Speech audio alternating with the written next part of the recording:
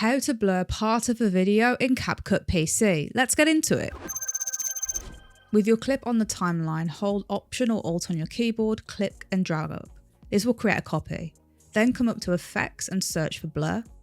Choose this specific blur effect and drag this onto the top clip. Then adjust the blur until you're happy with the intensity of it.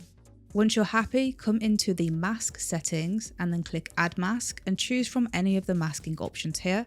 I'm blurring a face, so I'm going to go circle. Then position the mask over the area that you want to blur. You can also increase the feather of the edge by doing this. Once you're happy, we can start tracking this blur to our video. We can either do this manually with mask settings or let CapCut do it with track mask. I'll show you both ways.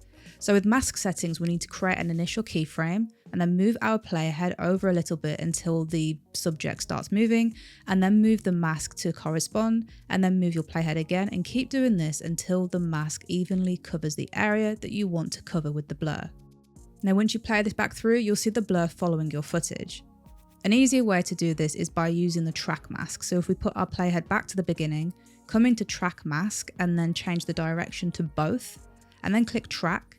CapCut is then going to analyze your footage and track the mask that we've created to our footage. So as we can see there, the blur is following our runner there. And that's all there is to it.